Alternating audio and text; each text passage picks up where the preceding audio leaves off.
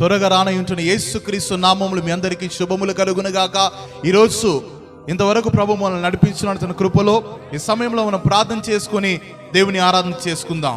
పరిశుద్ధ దైవమా, మహాగణుడానికి స్తోత్రం కలుగునుగాక. ప్రభువా, ఈ ఆరాధనకు పాత్రుడు నీవే, ఈ స్తుతులకు పాత్రుడు నీవే. ప్రభువా ఇంత మాత్రం కాక నీ యొక్క వాక్యం ద్వారా మాతో కూడా మాట్లాడమని ప్రార్థిస్తుంటున్నా. ఈ వాక్యం ద్వారా మమ్మల్ని విమోచించి ప్రభువా మమ్మల్ని నీ వాక్యం చేత ముద్రించమని ప్రార్థిస్తుంటున్నాను.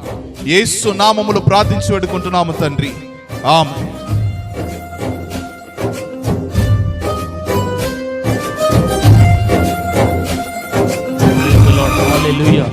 మనమందరం కలిసి ఈ పాటను పాడుకుంటూ దేవుని మహిమ పరుచుకుంటాం. Thank you Jesus.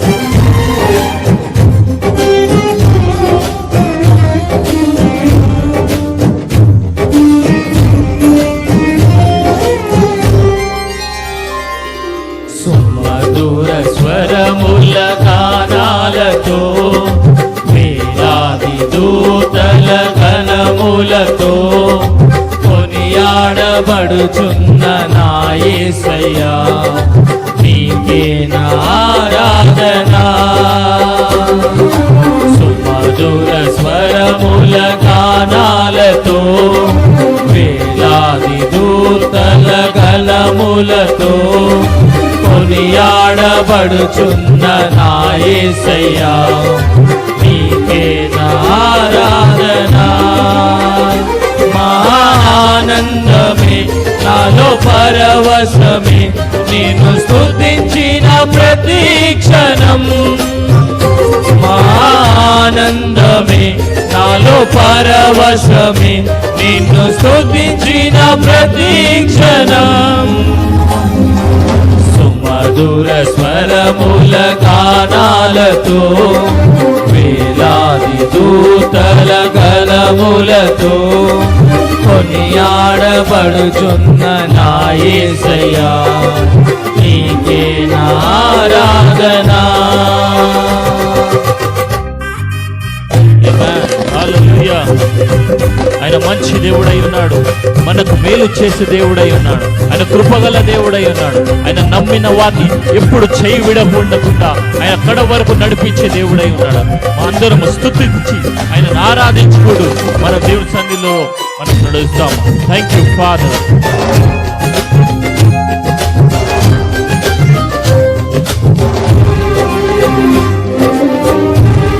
Hallelujah. Thank you, Father. Thank you, Jesus.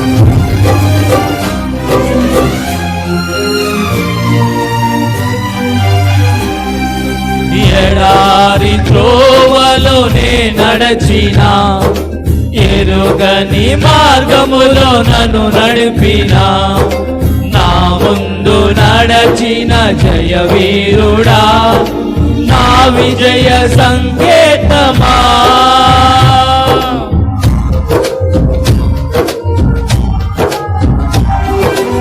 ఎడారి త్రోవలోనే నడచిన, ఎరుగని మార్గములో నన్ను నడిపిన, నా ముందు నడచిన జయవీరుడా, నా విజయ సంకేతమా. నీవే నీవే నా ఆనందము, నీవే నీవే నా ఆధారము, నీవే నీవే నా ఆనందము, నీవే నా ఆధారము.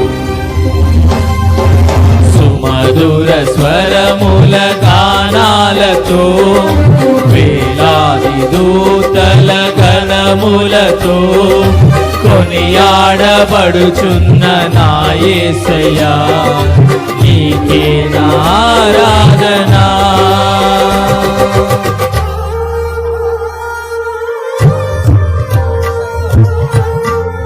Praise Jesus.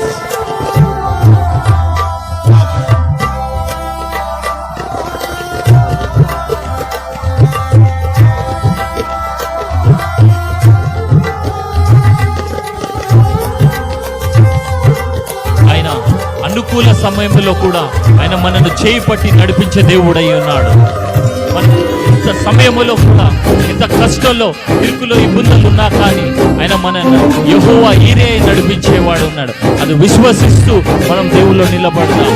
Praise Jesus. మనం కృతజ్ఞతాస్తుతులతో ఎల్లకాలం, చిరకాలము వరకు జీవిస్తాం. ఆయన కొరకై మనం వేచి ఉంటాం. Thank you Jesus. సంపూర్ణమైన నీ చిత్తమే, అనుకూలమైన సంకల్పమే జరిగించుచున్నావు నన్ను విడువగా. నా ధైర్యము నీవేగా. చప్పట్లతో అందరం ఆత్మతో కలిగి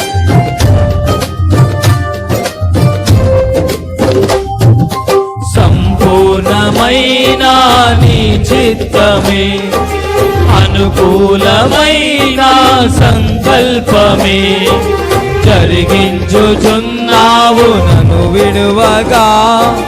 నా ధైర్యము నీవేగా.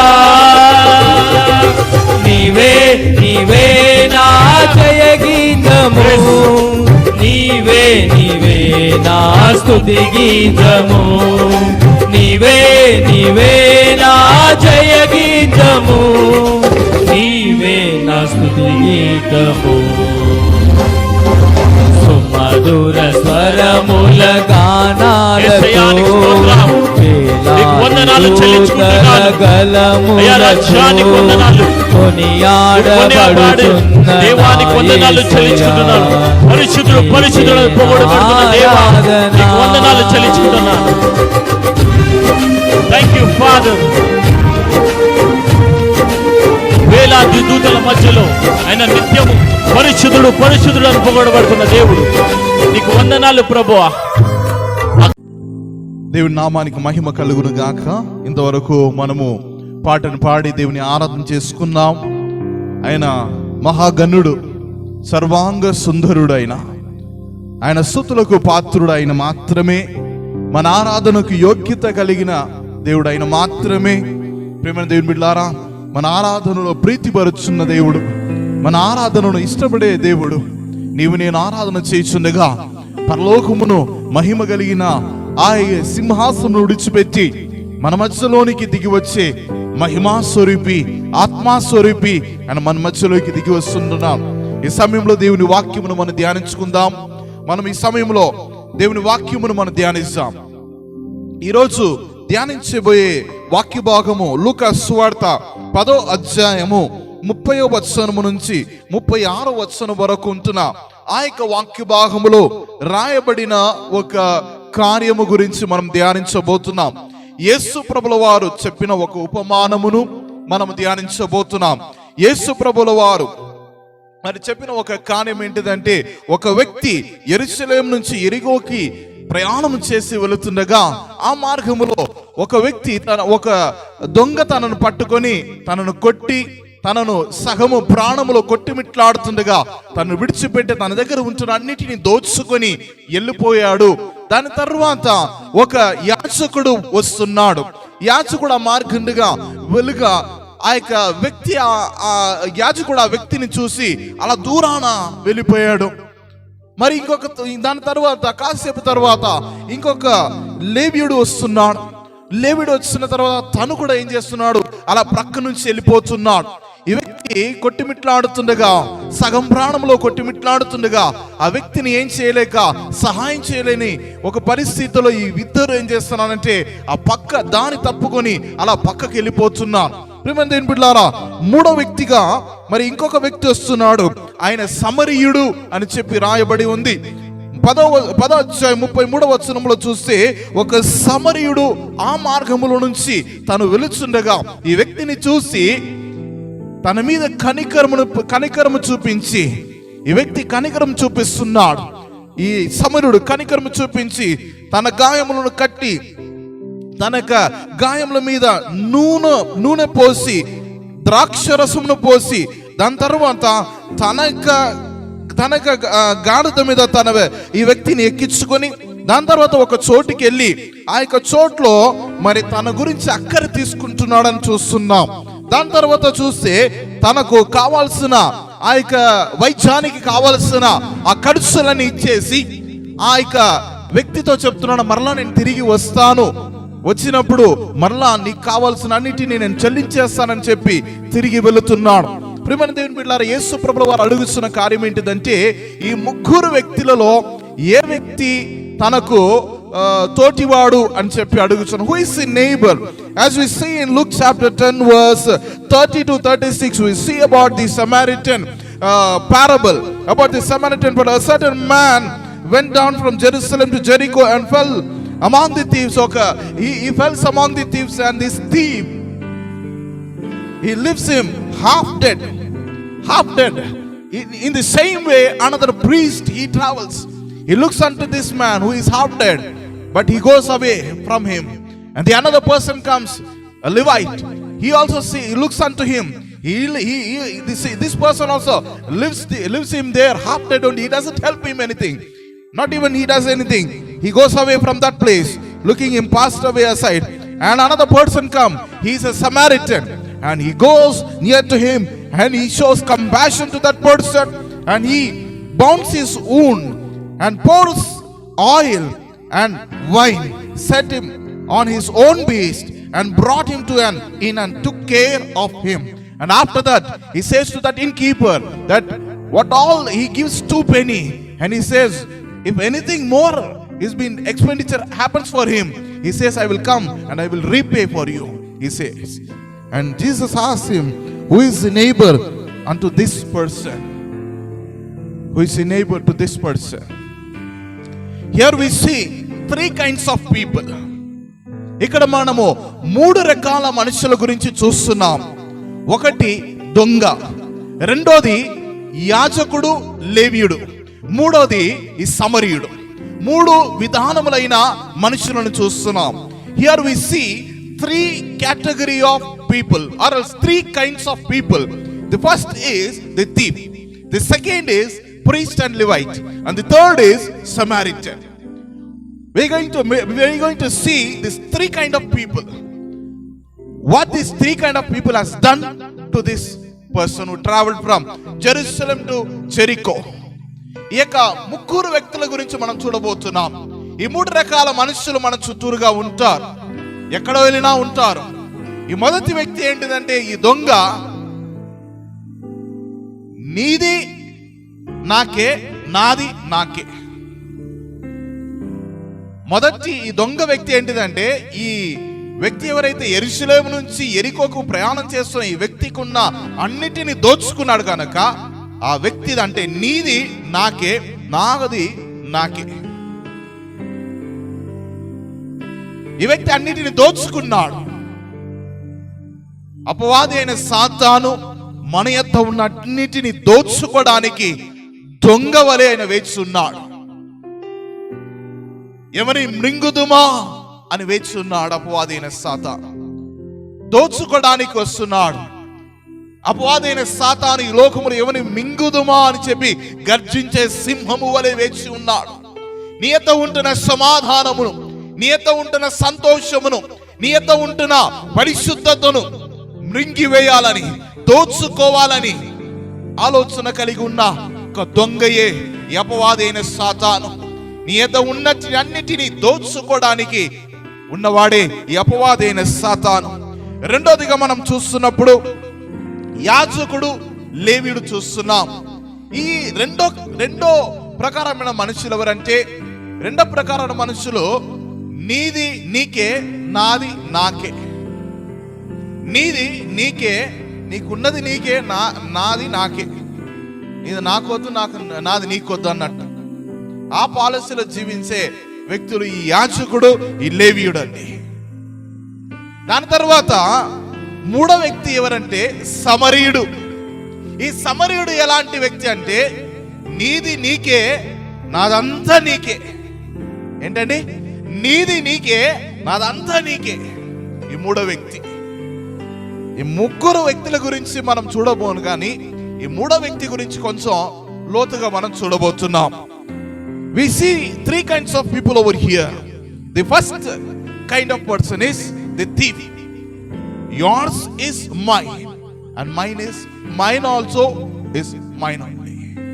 The second category, the priest and Levite, yours is yours only, mine is mine. I don't want to give anything from my half, and I don't want to take anything from behalf of you.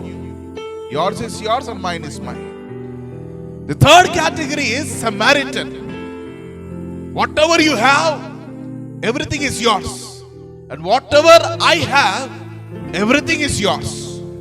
He gives everything, whatever he has. That is Samaritan. We are going to see a little deeper about the third person, that is Samaritan.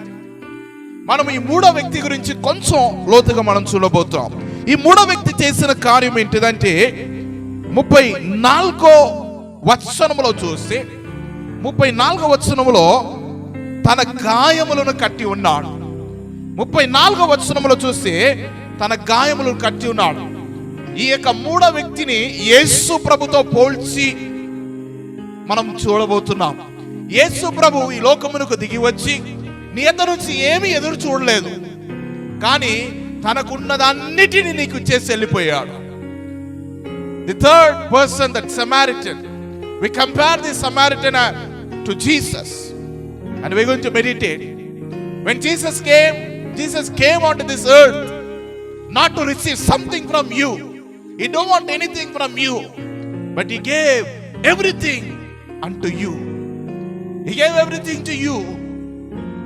Yes, when we see in Gospel in Luke chapter 10 verse 34, chapter 10 verse 34, we see, and went to him and bound up his wounds. The first thing is, he bounded the wounds. Jesus Christ was wounded for your transgression and for my transgression. As Isaiah 53 verse 5, it says that he was wounded for your transgression and for my transgression. Yes, to bound your wounds, to heal your wounds, he was wounded. యేసు ప్రభు నీ గాయములు మాన్పడానికి, నీ గాయమును కట్టడానికి, నీ గాయమును స్వస్థపరచడానికి ఆయన గాయపడ్డాడు, ఆయన గాయపరచబడ్డాడు. He was wounded to heal your wound. నీ గాయమును స్వస్థపరచడానికి తను గాయపడ్డాడని యెషయా 53వ అధ్యాయం 5వ వచనంలో చూస్తున్నాం. తన గాయము పొంది ఉన్నాడు, దెబ్బలు తిని ఉన్నాడని మనం చూస్తున్నాం. దాని తర్వాత రెండోదిగా మనం చూస్తే ఆయన నూనె పోసాడు అని చూస్తున్నాం. The second thing we see, he poured the oil. He poured the oil. We see in Isaiah chapter 53 verse 12, it says that he poured his soul into death. యేసు ప్రభు అంటే యేసు ప్రభు తన ప్రాణమును మరణములో పోసాడు అని చెప్పి మనం చూస్తున్నాం. యెషయా 53వ అధ్యాయము 12వ వచనములో మనం చూస్తున్నాం. He poured his soul into death. ఆయన తన ప్రాణమును మరణములో పోసాడు అని చూస్తున్నాం. ప్రియమైన దేవుని బిడ్డలారా, నీ కొరకు నా కొరకు ఆయన తన ప్రాణమును పోసి ఉన్నాడు. He has poured out his soul to death. He has given up his life for you and me. మూడోదిగా మనం చూస్తున్నప్పుడు తన ద్రాక్షరసమును అక్కడ పోసాడని మనం చూస్తున్నాం. గాయములు కట్టడానికి ద్రాక్షరసం పోసాడు అని చూస్తున్నాం. He poured wine also. He poured the oil and also he poured wine. The third thing is Isaiah chapter 53 verse 7, it says that he was slaughtered.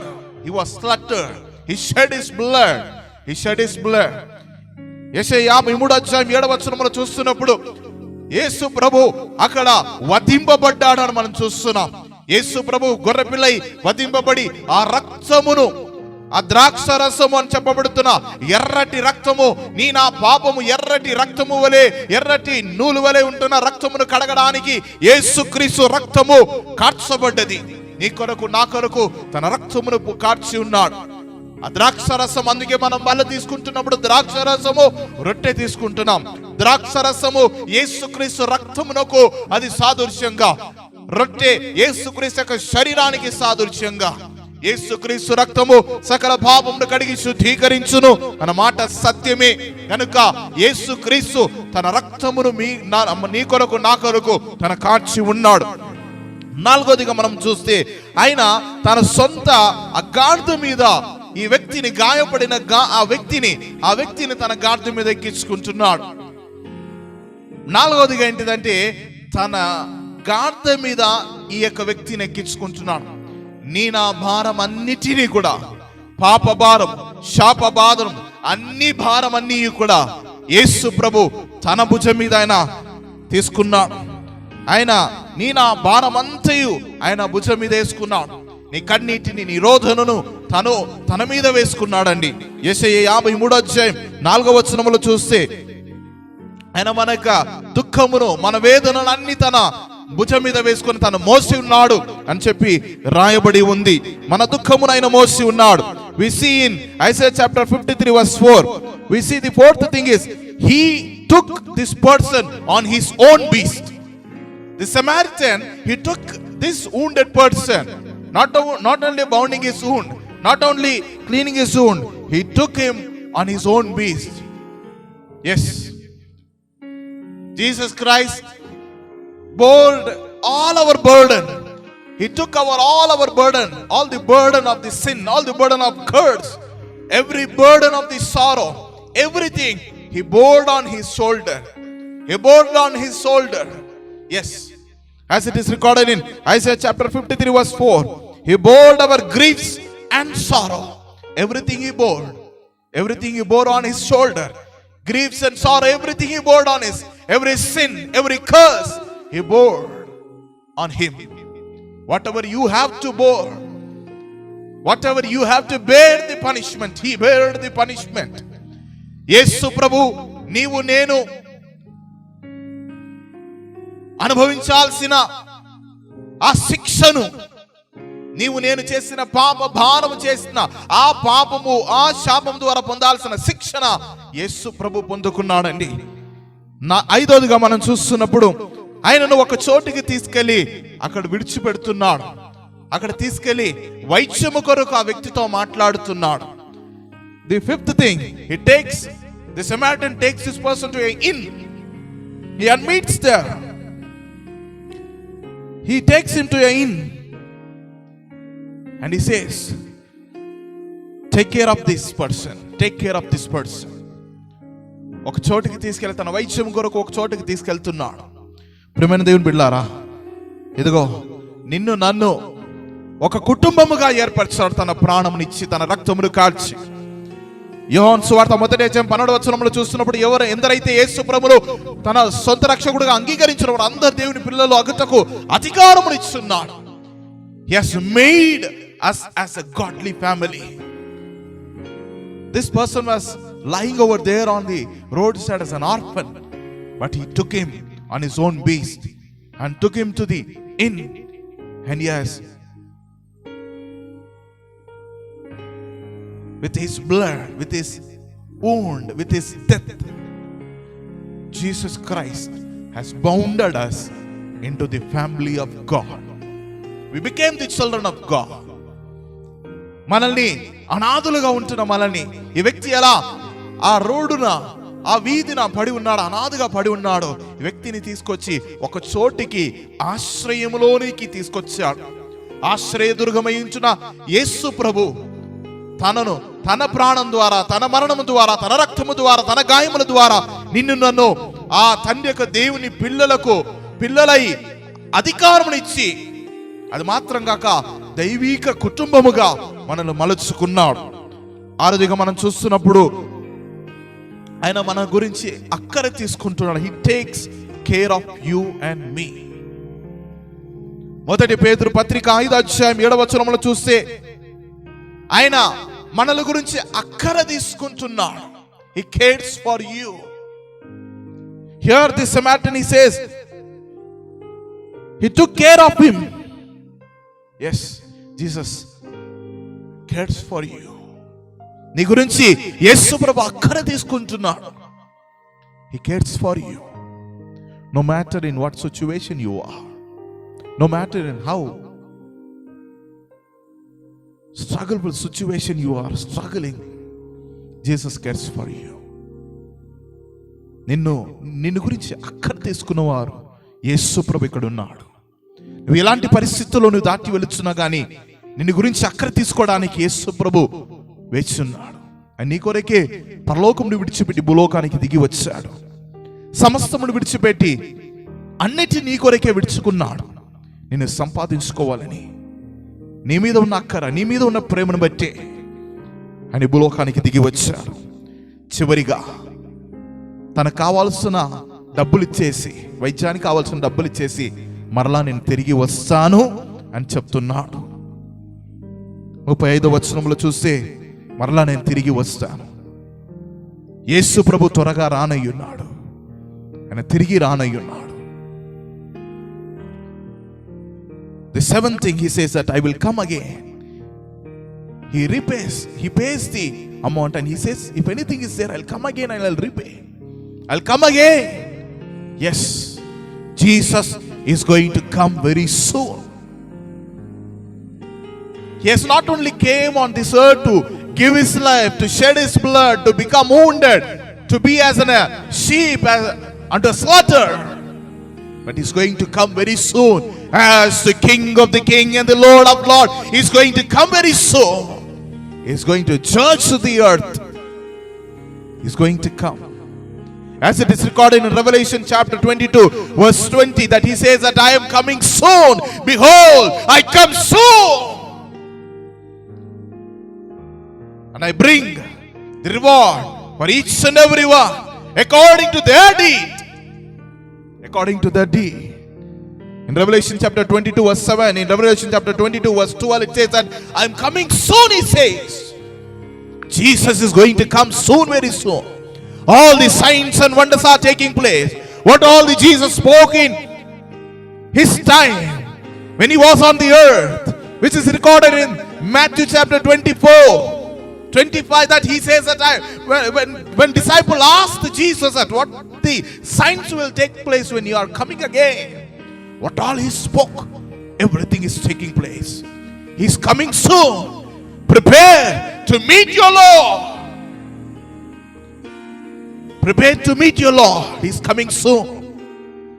Not only he came to bound your wounds, not only he came to show his compassion unto you, but he's going to come soon to take you with him, to keep him with him, to make you to seated in the heavenly places. ఆయన త్వరగా రానయ్యున్నాడు. ప్రకటన గ్రంథము 22 అధ్యాయం 20వ వచనము, ప్రకటన గ్రంథము 22:7, 22:12 వచనములు మనం చూస్తున్నప్పుడు, ఇదిగో నేను త్వరగా రానయ్యున్నాను, వానికి తక్క జీతము నాతో పాటు నేను తీసుకొస్తున్నాను అని చెప్పాడు. ఆయన త్వరగా రానయ్యున్నాడు. ఆయన రాకడ సమీపమై ఉన్నది. ఇదిగో నీ దేవుడైన యెహోవాను ఇదిగో నీవు దర్శించడానికి నీవు సిద్ధపడు. Prepare to meet your God. Prepare to meet your God. దేవుడైన యెహోవాను, యేసు ప్రభును ముఖాముఖిగా దర్శించడానికి, ఎదుర్కోవడానికి సిద్ధపడు సుమా. సమయము ఆసన్నమై ఉన్నది. యేసు ప్రభు మత్తయి రాసిన సువార్త 24వ అధ్యాయంలో తను చెప్పిన తన రాకడకుంటున్న ప్రతి సూచనలు, అడుగడుగున ప్రతి విషయము జరుగుతున్నది. ఆయన రాకడ సమీపంగా ఉన్నది. ఆయన కేవలము మన మీద కనికరము చూపడానికి రాలేదు. ఆయన గాయములు కట్టడానికి రాలేదు. రక్తమును కార్చి గాయపడి నీ నా పాపమును కడిగి మాత్రం కాక, ఇదిగో నేను త్వరగా రానయ్యున్నాను అని చెప్పి వచ్చి నిన్ను నన్ను తనతో పాటు తీసుకెళ్లి పరలోకములో తండ్రి సింహాసనం మీద నిన్ను నన్ను కూర్చుండబెట్టడానికి త్వరగా ఆయన రానున్నాడు. నువ్వు సిద్ధపడు. కాలము ఆసన్నమై ఉన్నది. కాలము చాలా కొద్దిగా ఉన్నది. సమయం చాలా కొద్దిగా ఉన్నది. నిన్ను నీవే సిద్ధపరచుకో. కళ్ళు మూసి ప్రార్థన చేసుకుందాం. ప్రభువా, నన్ను వెతికి రక్షించావు, నా గాయములు కట్టావు, నా మీద కనికరమును చూపించావు. ప్రభువా, నీ రక్తము నా కొరకు కార్చావు, నా భారమంతా నీ మీద మోసుకున్నావయ్యా. ప్రభువా, నీ బిడ్డగా నన్ను మార్చుకున్నావు. నా గురించి అక్కర తీసుకొని ఈ రోజు కూడా నాతో కూడా మాట్లాడుతున్నావే, నీకు స్తోత్రమయ్యా. ఇదిగో నేను త్వరగా నానయ్యున్నాను అని చెప్పి మాతో కూడా మాట్లాడుతున్నావు. నీకు స్తోత్రం ప్రభువా.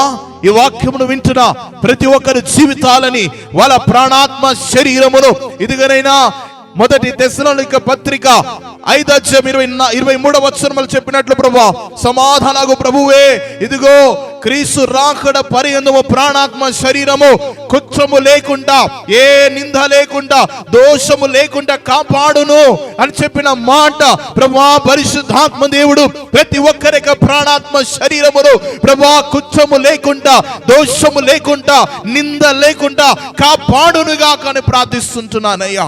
ఇదిగో ఈ స్వరమును వింటున్న ప్రతి ఒక్కరిపై యేసు నామములో, యేసు రక్తములో వారిని ముద్రించి ప్రార్థిస్తుంటున్నాను. నీ రాకడకు వారిని సిద్ధపరచండి పరిశుద్ధాత్మ దేవా. ఇదిగో నీ బిడ్డల్ని సిద్ధపరచుమని ప్రార్థిస్తుంటున్నానయ్యా. ఎందరైతే గాయపడి ఉన్నారో ప్రభువా, నీ గాయముల చేత వారి గాయమును మాన్పుమని ప్రార్థిస్తుంటున్నానయ్యా. ఇదిగోనా నాకు ఇదిగో నన్ను అక్కర తీర్చడానికి, ఇదిగో నన్ను గురించి అక్కర చూపించడానికి ఎవరు లేరని చెప్పి కొట్టుమిట్లాడుతున్న ప్రతి ఒక్కరిని నీ హస్తము వారిని తాకునుగాక. ఇదిగో నీ ఓదార్చే హస్తము ప్రభువా, ఇదిగో మమ్మల్ని ప్రభు ఆదరించే నీ హస్తము ప్రభువా ప్రతి ఒక్కరిని ఇప్పుడు తాకునుగాకని ప్రార్థిస్తుంటున్నాను. ఇదిగో నీ బిడ్డల గురించి నువ్వు అక్కర తీసుకుంటున్నావు. నీకు స్తోత్రం. నీ కృపలో భద్రపరచుకో ప్రభువా. మేము సిద్ధపడి అనేకుల్ని సిద్ధపడే కృపను మాకు దయచేయమని యేసుక్రీస్తు నామమున పేరిట ప్రార్థిస్తున్నాము తండ్రి, ఆమేన్. ఆశీర్వాదము మన ప్రభును రక్షకుడైన యేసుక్రీస్తు వారి కృప, తండ్రి దేవుని ప్రేమ, పరిశుద్ధాత్మ దేవుని అన్యోన్య సహవాసము ఎప్పుడు సదాకాలము